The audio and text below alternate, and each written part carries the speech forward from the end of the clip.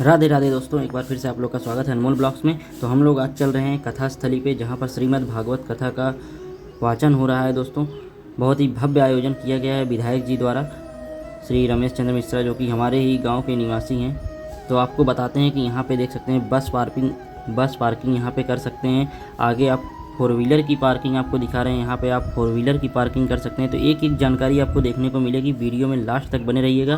और कथा का बहुत ही अमृत वाचन है श्री चिन्मयानंद बापू जी के द्वारा किया जाएगा। देख सकते हैं कि हमने यहाँ पे अपनी बाइक पार्क कर दी है, बाइक पार्किंग यहाँ पर है। और इसके बाद हम लोग सीधा चलेंगे कथा जहाँ पर आयोजित की गई है। देख सकते हैं कथा पांडाल में।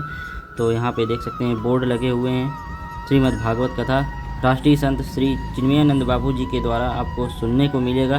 तो आपको गेट पर ही तिलक लगाया जाएगा और इसके बाद आप प्रवेश करेंगे पांडाल में।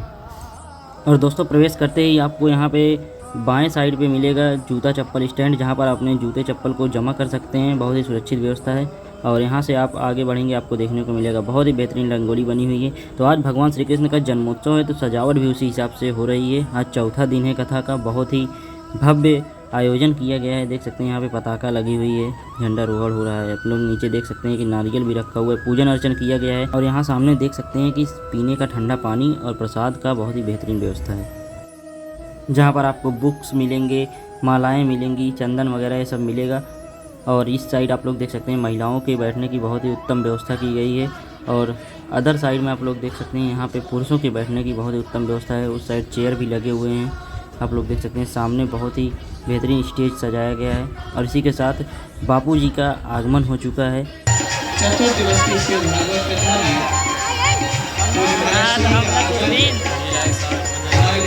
जोरदार तालियों से भगवान की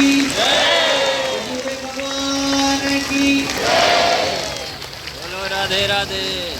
हेलो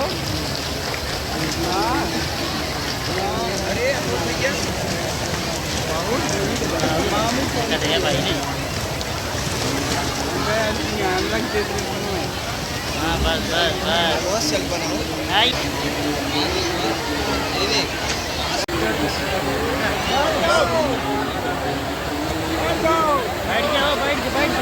आ जाए और पुष्पहार करने लाइन से सभी आएंगे। मेरा निवेदन है कि मंच पे जो भी यजमान परिवार से लोग उपस्थित होते हैं वो लाइन पंक्तिबद्ध तरीके से आए और पुष्पहार करते हुए आरती की थाल लेते जाएंगे।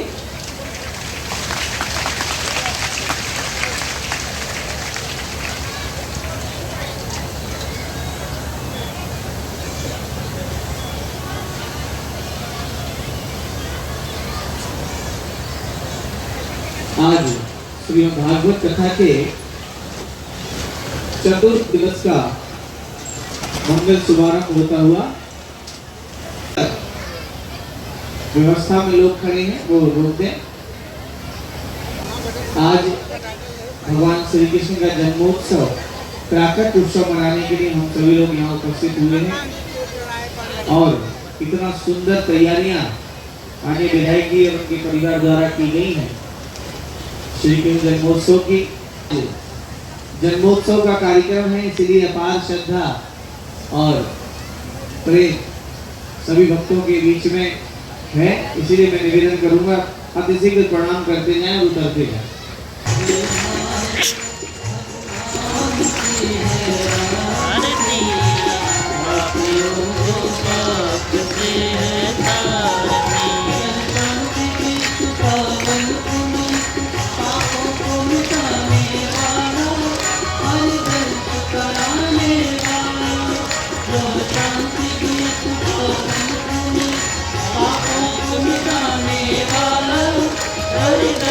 कराने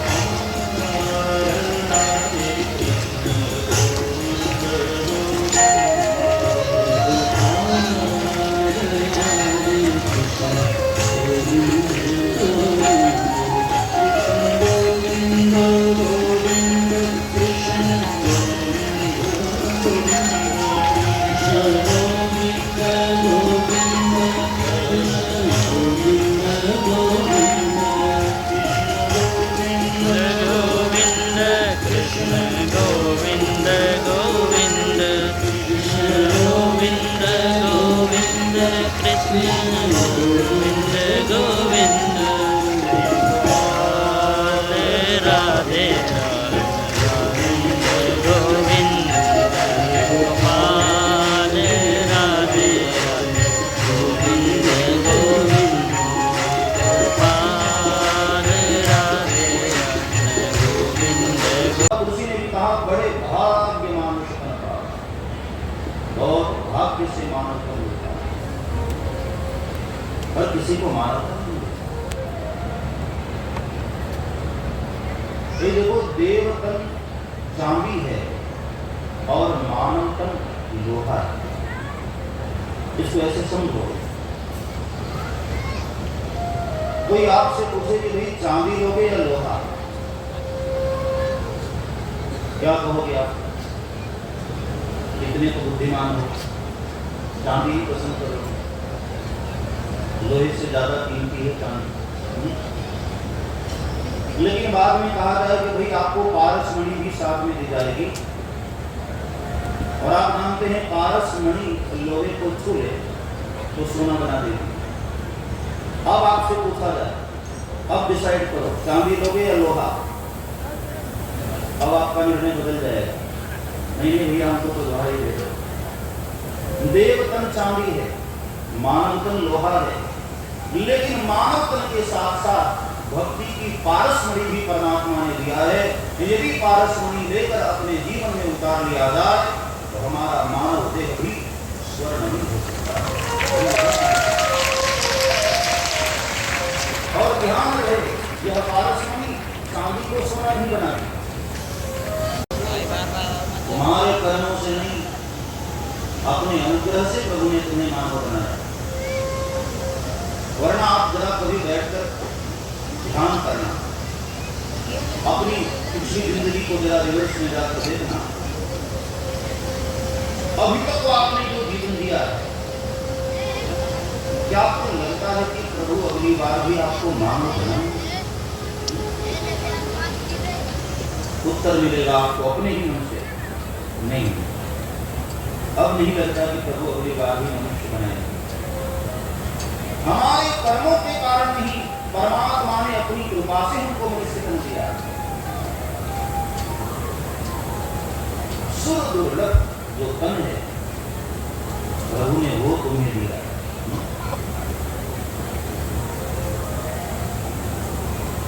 कई लोग निराश रहते हैं, क्या दिया प्रभु,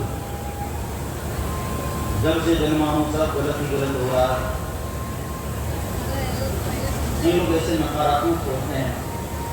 मैं उनसे पूछना चाहूंगा कि चलो तुम्हें 2 करोड़ दिया जा रहा है, तुम दोनों टांगे दे दो हमको, नहीं दोगे? 2 करोड़ में तुम दोनों टांगे नहीं दे रहे हो, परमात्मा ने फ्री में तुम्हें सही सलामत 2 पैर दिए हैं। ये क्या कौन कृपा है मालिक? इतनी बड़ी कृपा है।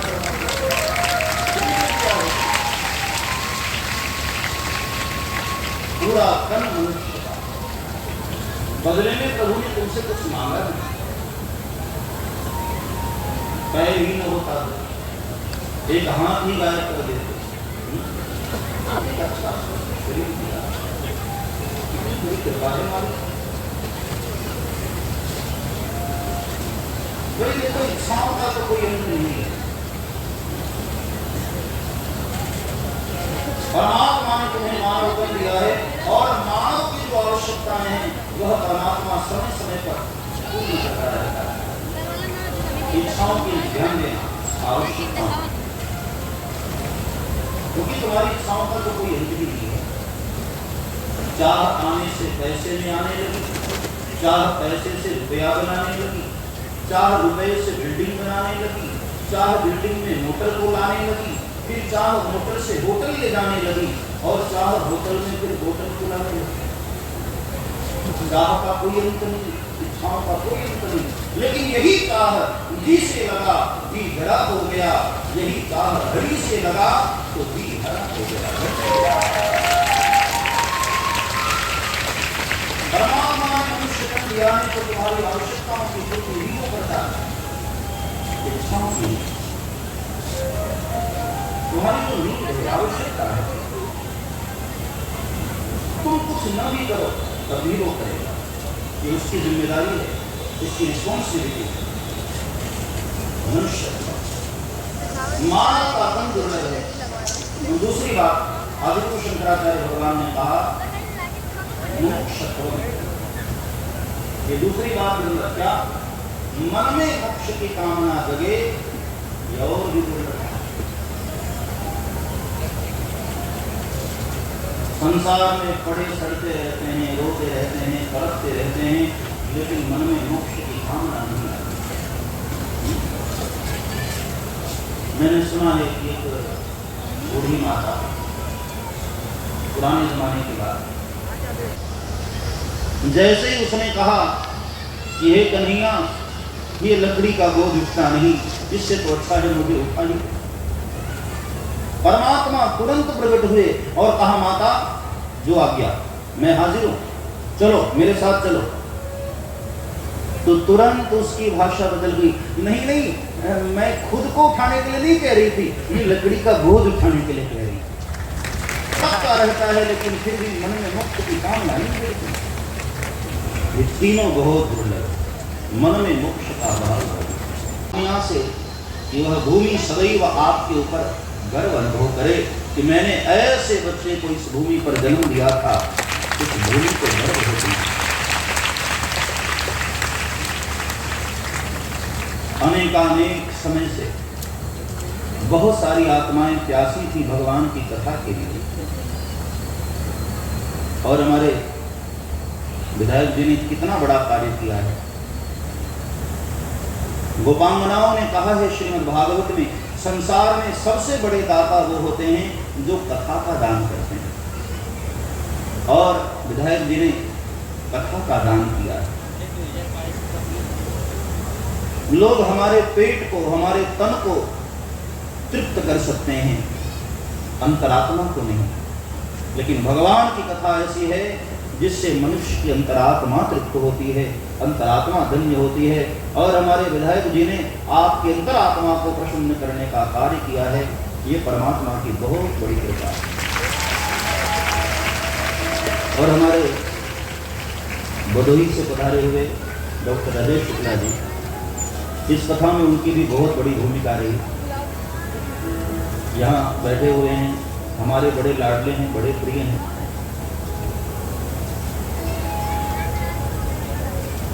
पहली बार उन्होंने ही मुझे कहा कि गांव में कथा करनी है। तब तो मैंने कभी नाम भी नहीं सुना था अरसिया का, लेकिन फिर उन्होंने बताया, जौनपुर से शुरुआत की उन्होंने, जौनपुर, फिर शाहगंज, ऐसे करते करते फिर अरसिया। भाई वो भी बड़भाग्यशाली होता है, धन्यवाद का पात्र होता है, जिसकी प्रेरणा से कथा बहती हुई आई। तो ये कथा अजय शुक्ला जी की प्रेरणा से आई।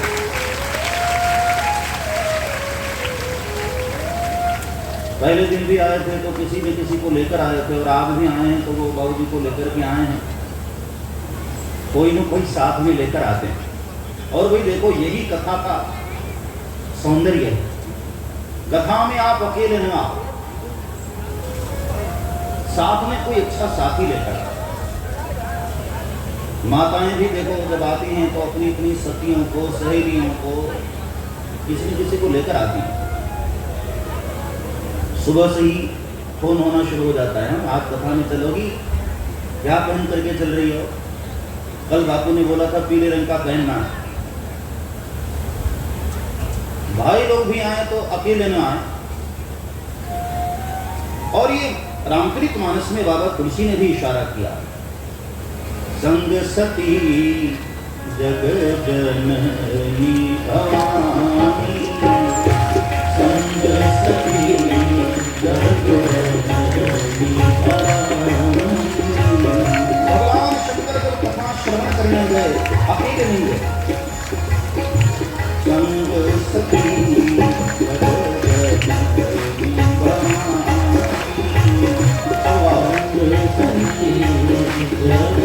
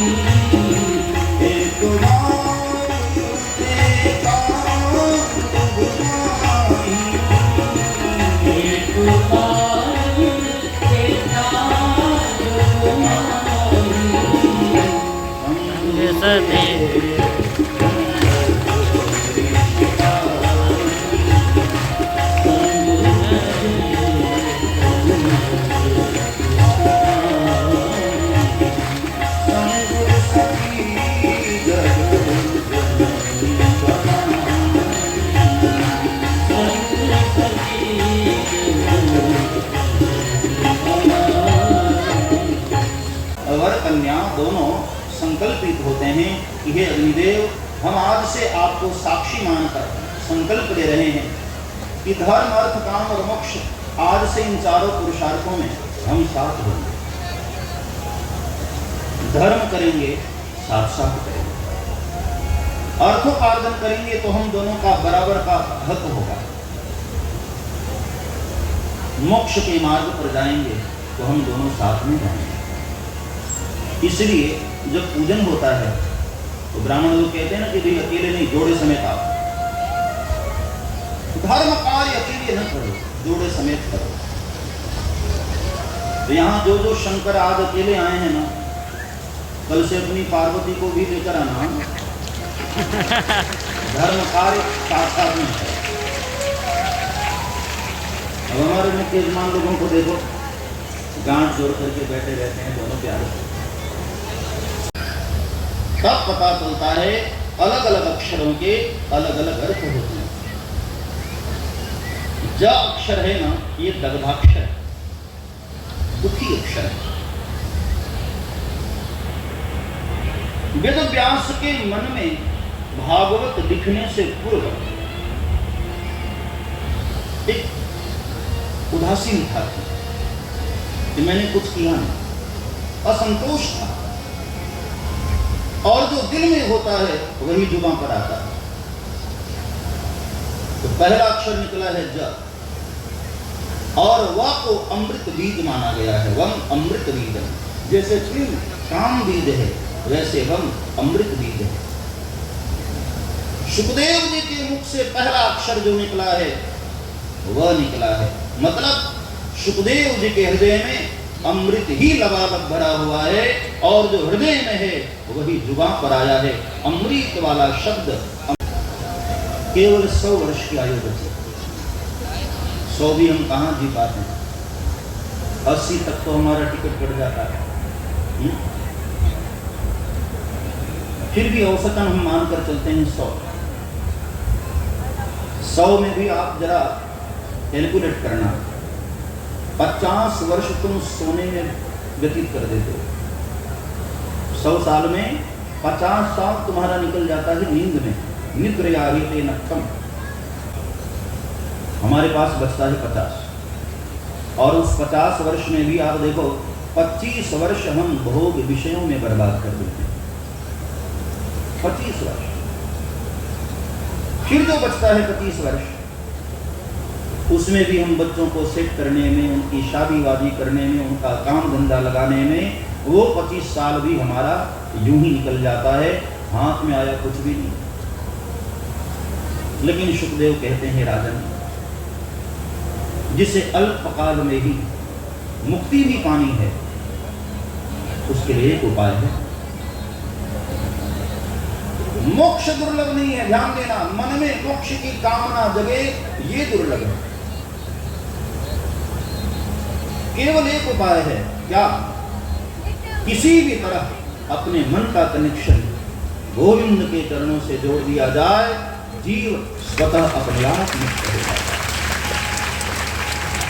राजा परीक्षित ने कहा, भगवान यही तो बात है, चंचलम ही मन है कृष्ण प्रमाति बलवत् दृढ़।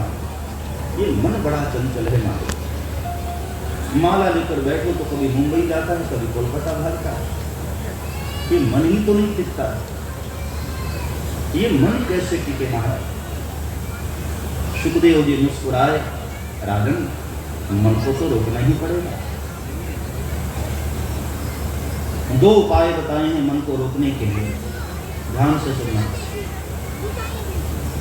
एक तो अभ्यास, करत करत अभ्यास ते जन्मति होत सुधा, रसरियावत जात ते सिल पर परत निशान। अभ्यास करते करते धीरे धीरे कभी न कभी हमारा मन शांत हो जाता है। भाई 1-2 दिन की बात नहीं है, अभ्यास करो। 1-1 सेकंड अपने मन को रोकने का अभ्यास करो। पहले 1 सेकंड रोको, फिर 10 मिनट रोको, 5 मिनट रोको, ऐसे अभ्यास करो। जब बहुकाल करिए सत्संग, 1-2 दिन में बात नहीं बन जाती, बहुत समय तक साधना करनी पड़ती है, और यही तो साधना। या तो अभ्यास करो, और या फिर एक दूसरा उपाय है अष्टांग योग, यम नियम आसन प्राणायाम प्रत्याहार धारणा ध्यान समाधि। या तो अष्टांग योग के द्वारा, आजकल जो हम लोग योग करते हैं ना, वो योग पूरा नहीं है। उछल कूद कर लिए, थोड़ी कपालभाति कर ली, बस हो गई होगी। हाँ, वो योग नहीं है। आसन तब शुरू होता है जब पहले यम नियम, पहले यम और नियम को अपनाओ अपने जीवन में, बाद में आसन प्राणायाम प्रत्याहार धारणा ध्यान और समाधि। बड़े बड़े योगी लोग जो अपने मन को केंद्रित कर लेते हैं, वो अष्टांग योग से। यहां भी आचार्य पूज्य सुखदेव जी ने उस योग को जरा संक्षिप्त में दर्शन कराया। जितासनो जित श्वास जित संगो जितेंद्रिय। उसको पूछना कि भगवान ने कौन सा मुकुट पहना था, कभी पूछ कर देखना, वो बता नहीं पाएगा। क्यों? दर्शन तो किया ही नहीं ना। गया, आंख बंद किया और मांगना शुरू, सुख संपत्ति घर आवे कष्ट मिटे तन का। दर्शन कहाँ किया तुमने? अरे ठीक से निहारो, परमात्मा का इतना सुंदर स्वरूप है। एक बार जरा खुद से उनको देखो,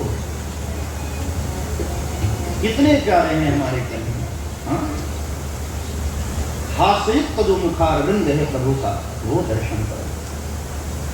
कन्हैया जब मुस्कुरा देते हैं ना, सारी चिंताएं व्यक्ति की तिरोहित हो जाती है। तेरी मंद मंद मुस्कनिया पे, तेरी मंद मंद मुस्कनिया पे बलिहार प्यारे बलिहार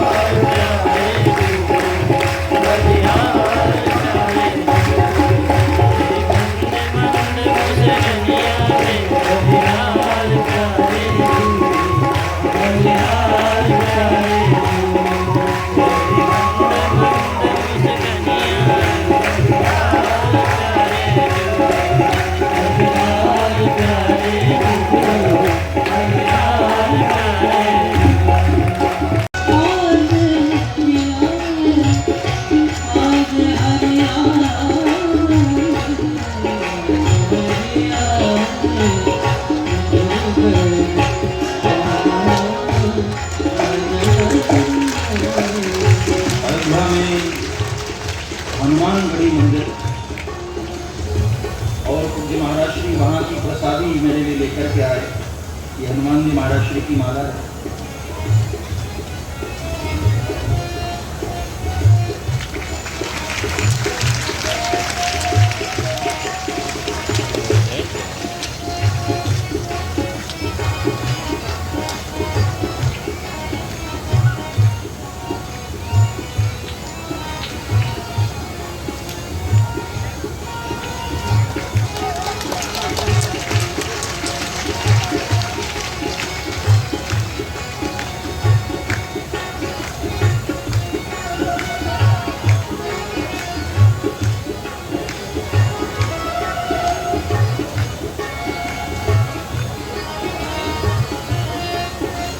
कभी आप लोग अयोध्या जाएं तो वहाँ अपना ही आश्रम है, जो हमारे गुरुदेव महाराज श्री की गद्दी है।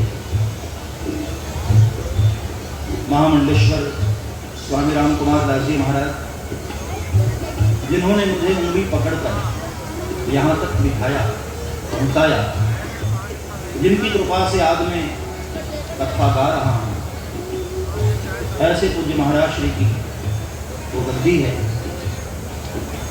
अभी अभी इसी वर्ष गुरुदेव नहीं रहे, सशरीर तो नहीं रहे, लेकिन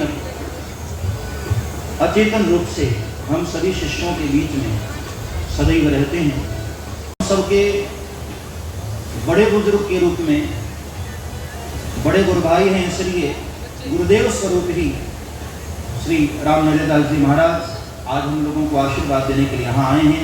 पूज्य महाराज श्री को वंदन प्रणाम और तालियों से महाराज श्री का पुनः अभिनंदन। कभी भी आप लोग अयोध्या जाएं तो बिल्कुल जन्मभूमि के पास ही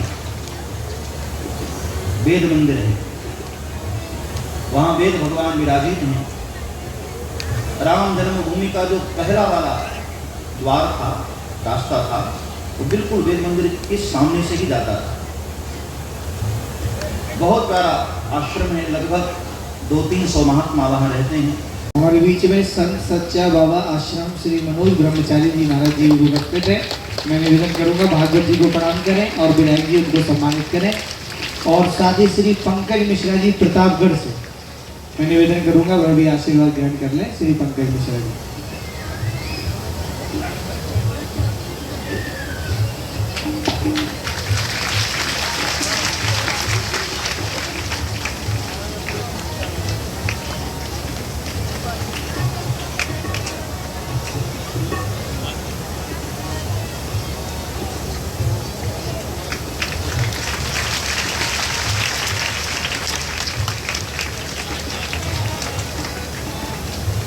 हमारे किए हुए कर्मों से ही बनता है प्रारब्ध। जो हम कर्म कर रहे हैं ना, कुछ कर्म ऐसे होते हैं जिसका फल हमको तुरंत, कुछ कर्म ऐसे होते हैं जिसका फल 2, 4, 5 सालों में मिलता है, लेकिन कुछ कर्म ऐसे होते हैं जिनका फल हमें इस जन्म में मिलता ही नहीं, आने वाले जन्मों के लिए हो जाता है। और 100 साल में किसी भी जन्म में ये फल आपको मिल सकता है, जरूरी नहीं कि अगले ही जन्म में आपको मिल जाए। उसको कहते हैं संचित कर्म, और वही बन जाता है प्रारब्ध। प्रारब्ध में मिठाई खाना नहीं लिखा है तो आप नहीं खा सकते, या तो इसलिए नहीं, पैसे नहीं, पैसे हैं तब भी नहीं खा सकते हो। शुगर है, डॉक्टर ने मना कर दिया, छूना भी मत, मरोगे वरना। सामने मिठाई का पैकेट होता है, मुंह में पानी भरा होता है, तरसते रहते, खा नहीं पाते। ये है प्रारब्ध। प्रारब्ध में नहीं लिखा है तो सब कुछ होते हुए भी आप नहीं कर सकते। प्रारब्ध बनता है हमारे सिंचित कर्मों से। इसलिए मेरे भाई बहन, भागवत ये कहती हैं, ऐसे कर्म कभी मत करो जिसके प्रारब्ध को भुगतने पर तुम्हें परेशानी हो। ध्रुव ने इस मंत्र का जाप शुरू किया, एक पैर से खड़े हो गए, दोनों भुजाएं उठाकर यह मंत्र जाप कर रहे हैं। ओम नमो भगवते वासुदेवाय, ओम नमो भगवते वासुदेवाय, वासुदेवाय वासुदेवाय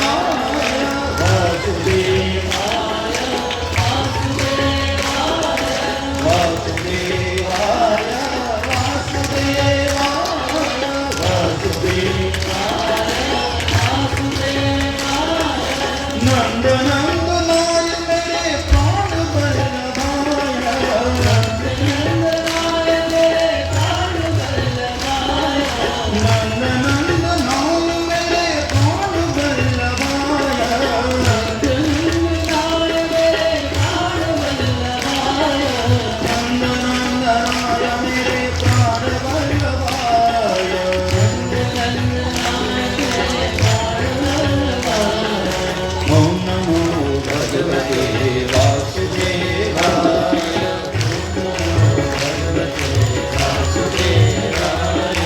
ओम नमो भगवते वासुदेवाय,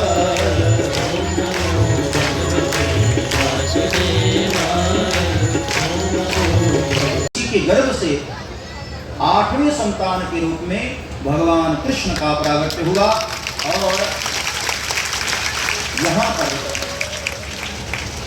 9वें स्कंद को पूरा किया। 10वां स्कंद। राजा परीक्षित ने कहा महाराज फिर क्या हुआ? बोले फिर ये हुआ, जन्म तो लिया मथुरा की जेल में, उत्सव मनाया गया गोकुल में, 11 वर्ष 52 दिन गोकुल में रहे, फिर चले गए मथुरा, 14 वर्ष तक मथुरा में रहे, वहां कंस का नाश किया, असुरों का नाश किया, फिर यहाँ से भी एक दिन भाग करके द्वारिकापुरी चले गए, वहां 100 साल तक रहे और फिर एक दिन द्वारिकापुरी को भी छोड़कर भगवान स्वधाम वापस चले गए। हो गई कृष्ण कथा। राजा परीक्षित ने कहा वाह महाराज, जिनकी कथा को सुनने के लिए हम लोग 3 बजे से टकटकी लगाकर बैठे हैं, उनकी कथा इतनी जल्दी आप चटपट कर दी।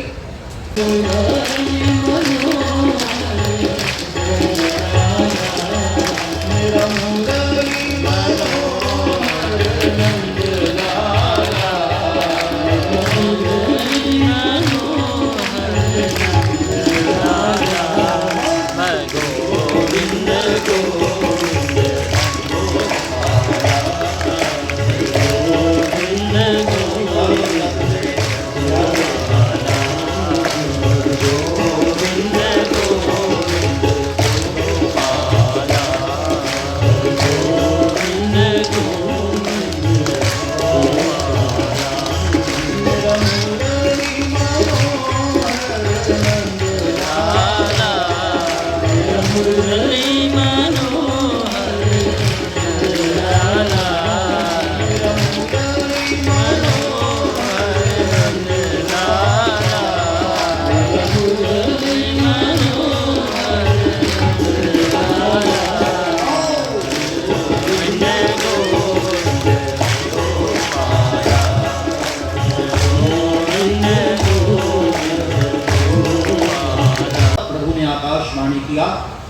पति प्रग्रहिणं कंसं आभास्याः शरीरवान् अस्यास्मामष्टमो गर्भो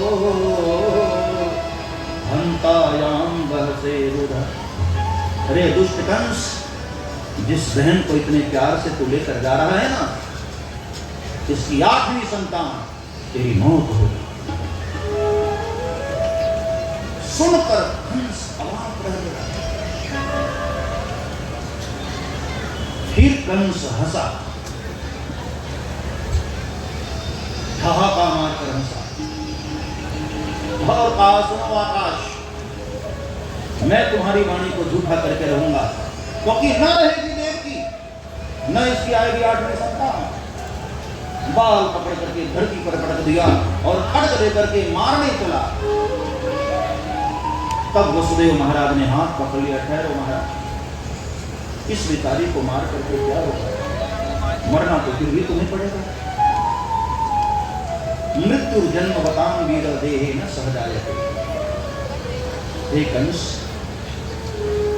जिस मां के गर्भ से हमारा जन्म हुआ है ना, वहीं से हमारी मृत्यु भी जन्म ली है। जिंदगी भर वो बहन यानी मृत्यु हमारी पीछा करती है और एक दिन साथ लेकर के जाती है। मरना तो सबको पड़ता है। इस दुनिया में कितना जीते हैं हम, महत्व इसका नहीं है, कैसे जीते हैं हम, महत्व उसका। समाज में तुम्हारे जाने के बाद तुम्हारी पुण्यतिथि कोई याद नहीं रखेगा। लेकिन तुम समाज में कैसे जी रहे हो, जमाना हमेशा उसको याद रखेगा। इसलिए अपने चरित्र को अच्छा बनाओ, अपने व्यवहार को अच्छा बनाओ।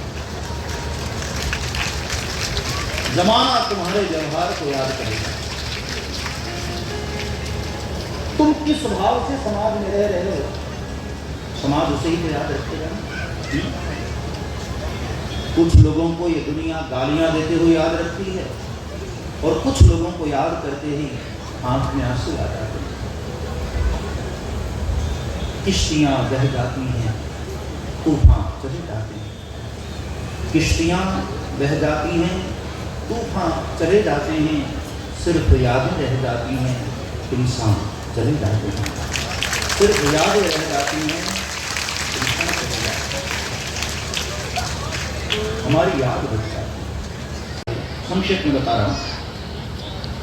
अब की बार शेषनाग जी ने सोचा कि मुझे बड़ा भाई बनना है। पिछले बार मैं छोटा बना था, कभी भी प्रभु मुझे डांट देते थे। अब की बार मैं बड़ा बन करके जाऊंगा। प्रभु से कहा, प्रभु मुझे बड़ा बनना है इस बार। प्रभु ने कहा ठीक है जाओ,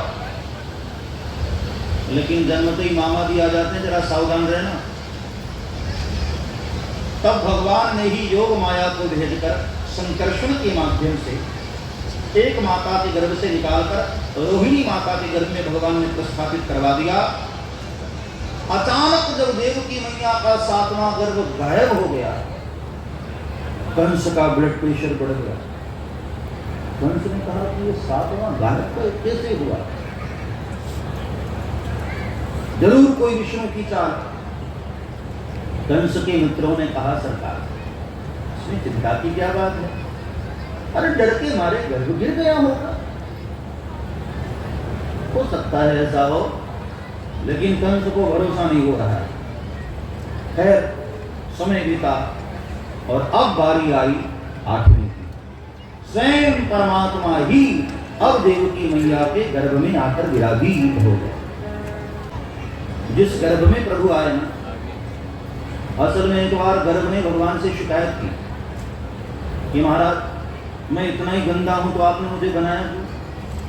भगवान ने कहा क्या हुआ, बोले महात्मा लोग हमारे तो पीछे ही पड़े रहते हैं हाथ धोकर। जिसे देखो सब यही कहते हैं ऐसा काम करो गर्भ में ना आना पड़े, ऐसा काम करो गर्भ में ना आना पड़े। और महाराज मैं इतना ही बुरा था तो आपने मुझे बनाया क्यों। भगवान मुस्कुराए और कहा एक दिन जब मैं तुम्हारे भीतर आऊंगा ना, तो यही महात्मा लोग और यही देवता लोग तुम्हारी स्तुति किया करेंगे। इसलिए इस स्तुति का नाम देव स्तुति नहीं, भगवान की स्तुति नहीं, गर्भ स्तुति है। स्वागतम कृष्णा, स्वागतम कृष्णा, स्वागतम कृष्णा, स्वागतम कृष्णा।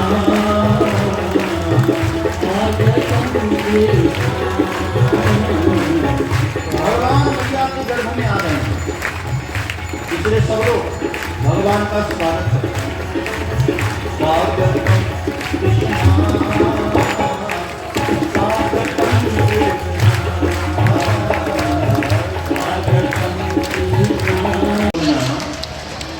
मामा जी से तो सब गड़बड़ हो जाएगा। चतुर्भुजम शंख गदा युगायुगम, 4 भुजाओं में परमात्मा का प्रागट्य हुआ। शंख गदा को धारण किए हो, कोई भी खड़े नहीं हो, बैठे रहो सब। वसुदेव जी लाला को लेकर आ रहे हैं, खबरदार कोई भी खड़े नहीं होंगे, सब बैठे रहो अपनी जगह। टीवी पर सबको दिखेगा ना। भगवान बालक बने, बिल्कुल संक्षेप में बता दे रहा हूँ। देवकी मैया ने भगवान का दर्शन किया, नयनों को सफल किया।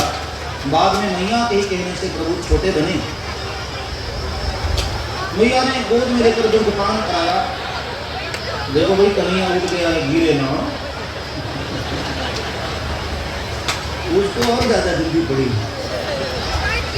बालक बने और मैया ने दुग्धपान कराया। वसुदेव जी के हाथ की हथकड़ियाँ, पाँव की बेड़ियाँ टूटी और टोकरे में लेकर के वसुदेव जी कन्हैया को नंद बाबा के यहाँ छोड़ने के लिए सारे द्वार खुलते गए और देशाड़ का फणे से छत्र बनाकर पीछे पीछे चलना शुरू कर दिया। यमुना जी में प्रवेश किया वसुदेव महाराज ने यमुना जी में अचानक बाढ़ आने लगी, तब भगवान ने पग नीचे करके यमुना को शांत किया। मुख्य द्वार से नंद बाबा के महल में प्रवेश करते हैं। क्या मारेगा तुझे मारने वाला तो गरजने कब का आ गया। और यहाँ आज नंद की बहन सुनीता घोर सुबह उठी है। नगरानी के महल में जैसे ही जाकर देखा, एक पतली सी चदरिया ओढ़ करके लाला सोया हुआ है। बोलिए नंद के लाला की। और फिर तो बेलन से थाली बजाती हुई भागी, भैया बधाई हो। हम सभी को बधाई हो बोलना है और ऐसा बोलना है कि आवाज ब्रजमंडल में सुनाई देनी चाहिए। बधाई हो। अरे भी जौनपुर की नहीं पहुंची आवाज, जरा दम लगा कर बोलो बधाई हो।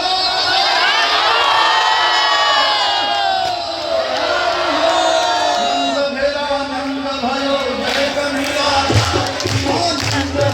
नंद भयो जय कन्हैया लाल की, नंद भेला नंद भयो जय कन्हैया लाल की, कन्हैया लाल की, नंद भयो जय कन्हैया लाल की,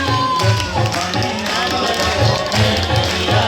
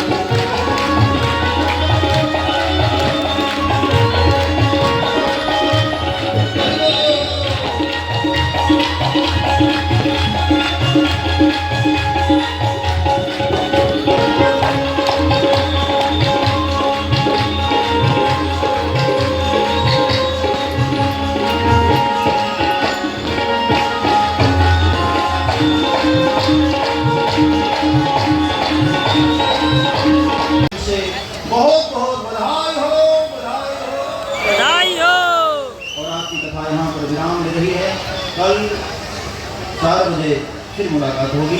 कल 56 भोग की लीला है, गिरिराज गोवर्धन की लीला। आप लोग समय से आएंगे और अपने साथ और भी लोगों को लेकर के आए, कथा का आनंद। हेलो। और इसी के साथ चतुर्दिवस की कथा का समापन। माताओं बहनों से निवेदन है, आप अपने आभूषणों की विशेष सुरक्षा करेंगे और भाई लोग मोबाइल और पर्स की विशेष सुरक्षा करें। बाहर दोस्तों देख सकते हैं कि दुकानें लगी हुई हैं जहाँ पर आप पूजन सामग्री खरीद सकते हैं, मालाएं, मतलब चंदन, ये सब आप खरीद सकते हैं। तो इसी के साथ दोस्तों इस ब्लॉग में मतलब एक तरीके से ये कथा का ब्लॉग था, तो आपको इतना ही कथा आज सुनने को मिला है। आज का समापन हो गया है दोस्तों। कल हम लोग फिर से आएंगे और आपको कथा दिखाएंगे। तो मिलते हैं कल दोस्तों, तब तक के लिए राधे राधे, जय श्री कृष्ण।